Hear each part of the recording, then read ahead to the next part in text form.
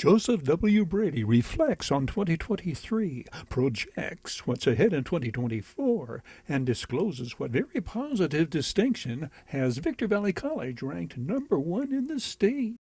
Well, Terry, I think everybody would agree that 2023 has been a rather interesting year. No matter what political side you're on or where you live, or I mean, for the first time ever in California, weather forecast shows a potential tornado in Ventura County the other day. I mean, we've never had tornadoes out here, so I think with interest rates have been high. I think there's a big divide in our country. I think that I saw a headline the other morning in the Daily Press that was rather interesting, where people are really wondering where our democracy's going. The real estate market has been tough. I mean, interest rates have had a huge impact on cap rates and valuations of buildings on up here. The industrial developers right now are processing about 85 million square feet industrial space. So that's about 15 million down in Hesperia, over 20 million, surprisingly, in the city of Atlanta.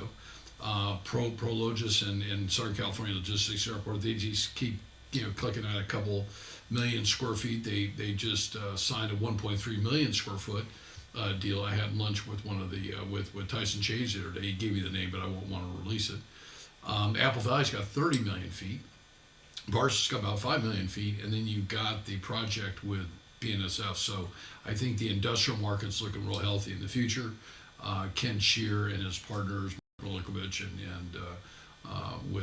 with Covington, they're now out of that 232 acres down there in Caliente. So those buildings have now been fully leased. So that they've got their project up on Caliente off of 395 in Main Street. They've got a 2 million square footer laid out. I don't think they're going to do spec. So I think there's a little bit of caution on the industrial side. On the residential side, we're still having conversations with some very serious, well-known builders. We've got a great property that we've been blessed to represent, Strata Investments out of San Diego, on a 664 acre specific plan property out in Apple Valley. It's the only piece of land that I can remember in Southern California. It has the topography with it that it does, the views that it has, and I think that now the town may be looking at how we can maybe increase some of the density, move some of the density around that we have there.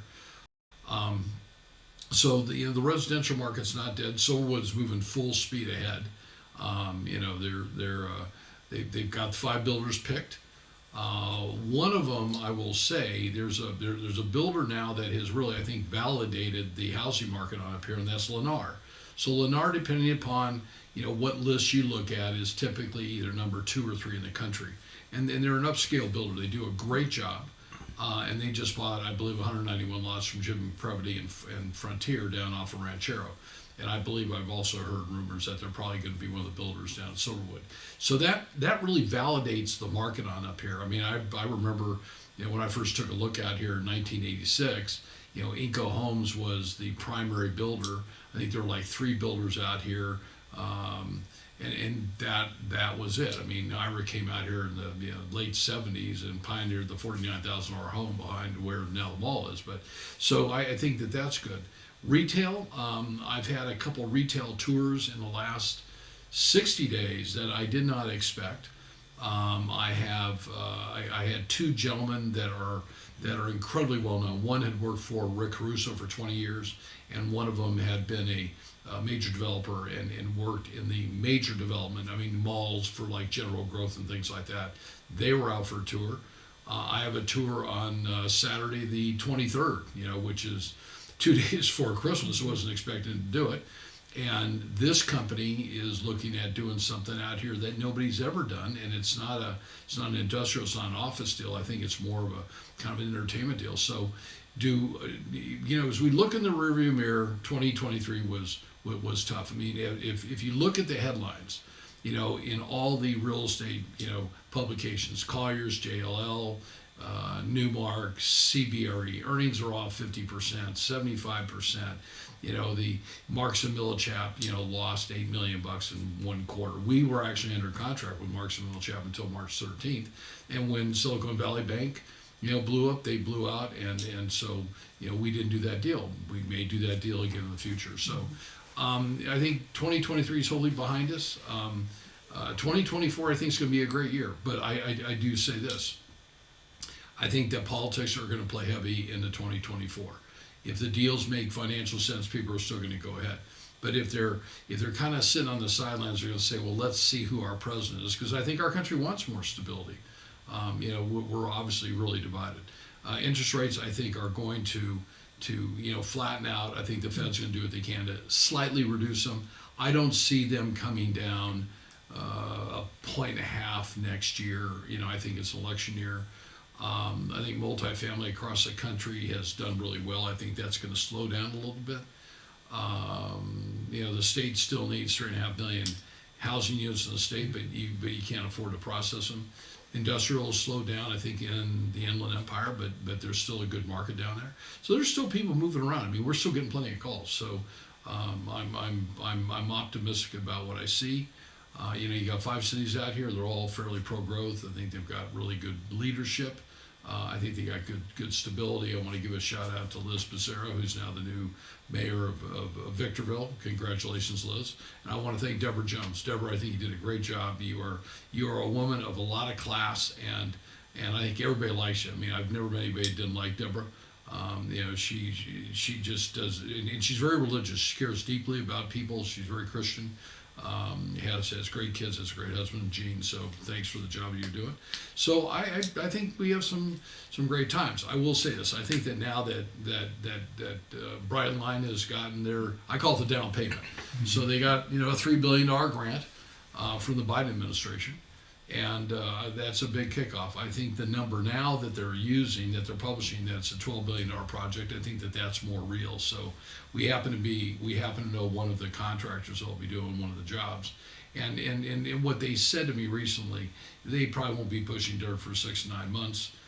There's still a lot of things that have to be done. I mean, there's utilities that have to be relocated along I-15, the construction route. I had one person tell me, I don't know if this is right or wrong, that the 2 areas out near Baker that will be built, they're kind of bridges for wild animals to be able to cross I-15 and not get run over by a train. Those have to be built first. I don't know if that's really correct. But I do think that what Biden did is validate the speed train.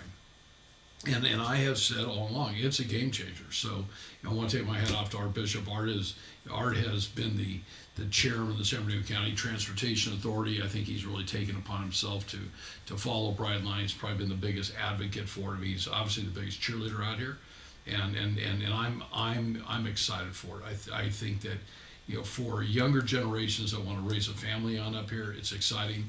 I think if I want to live in Silverwood, all I'd have to do is drive down Ranchero Road and go on up and park my car where 395 and I-15 is and get down below. I think it's a game changer. So probably one of the last things, Terry, I want to leave those watching this is how proud I am of Victor Valley Community College, our board of trustees. I just became president of the board for the 4th time in December. And back 6 or 7 years ago, we talked about how did Victor Valley College get to the next level. Well, at the time, we were at about 9,800 FTES. So what is a FTES?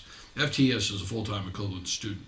So if Terry, you're taking 6 units and Robert's taking 3 units, that's 9 units. If I'm taking 6 units, the 3 of us, we account for 1.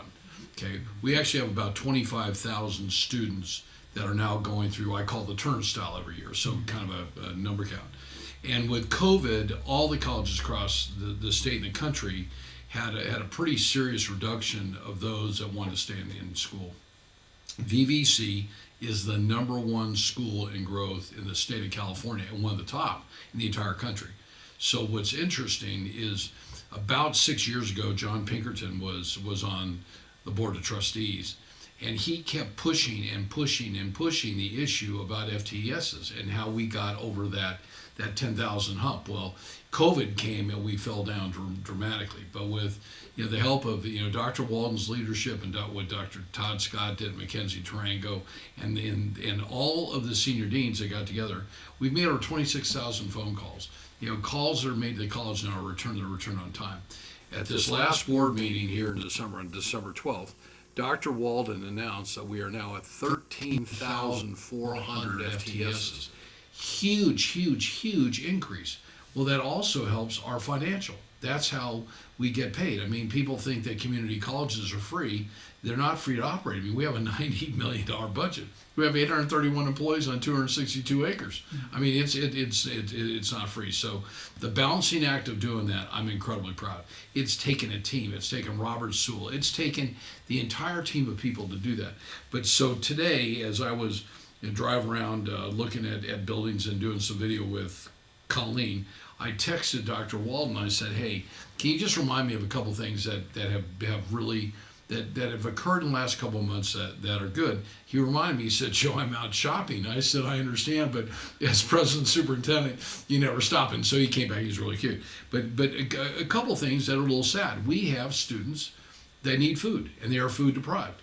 So during fall of 2023, total visits to our peak food pantry was 15,740. Unduplicated students were 1,841. We have a lot of students that can't get 3 meals a day. So we have a food pantry out there. It's very well run, and we're there to help these students. Total visits to Thrive Mart or free groceries. Total visits were 1,429 this last semester. We've identified, this is sad, we have 129 students that attend our college that are homeless. 129. I mean, these are people that you worry about. I mean, we deeply worry about it. So we have, so for fall 2023 semester, we have served 14,542 unduplicated students, reflecting a notable, I mean, this is crazy, 21.3% increase from the fall of 2022. Okay? We've expanded our course offerings significantly, increasing from 1,436 sections to 1,692 sections, an impressive growth of 252 sections. That takes a lot of labor, professors, more hours, more money. This enhancement reflects Victor Valley Community College's commitment to providing diverse and accessible education opportunities for all students. I mean, all students. This overall growth is a result of the concerted efforts of both our dedicated staff, faculty, and from a very committed, DEI, diversity, equity, and inclusion policy out there. I mean, we're real big about it. So, Dr. Walden, thanks for helping out Robert Sewell. But it's real important. We're also having a new fiscal impact report done. Victor Valley College is a $600 million economic stimulus to this economy.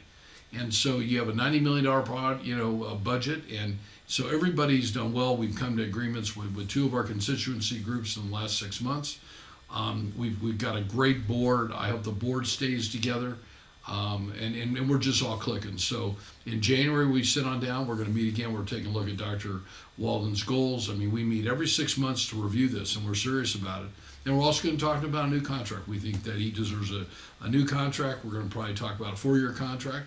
He wants to stay here. He wants to retire here. He will probably be, I think, the longest standing president superintendent, and I'm pleased to be a part of that whole thing to get there. Sometime probably in January, I think Deb and I might be discussing or making public that we are going to make a contribution for an endowment for a scholarship for the real estate department out there. I think Regina Brown's done a great job. We want to see the real estate department continue. It's active. I've spoken to all their classes in the last couple of semesters, and I just talk about what the industry is like, and it's fun to see young people that want to get involved. So we're real proud that we have the ability to do that, and that God's blessed us to do it. So we'll be announcing that sometime, probably in January. We're working right now with Kirsten Acosta and Chris Nunez to make that happen. So Happy New Year to everybody getting this. I'll be doing a special message to our clients and maybe giving them more of a little inside information what I think. But I think that BNSS moving forward, the Bride Line's moving forward, Prologis moving forward, Silverwood. I think we've got some great times ahead of us. So Thank you for being with us on this Joseph W. Brady Online Report. We hope you'll join us again on our next report.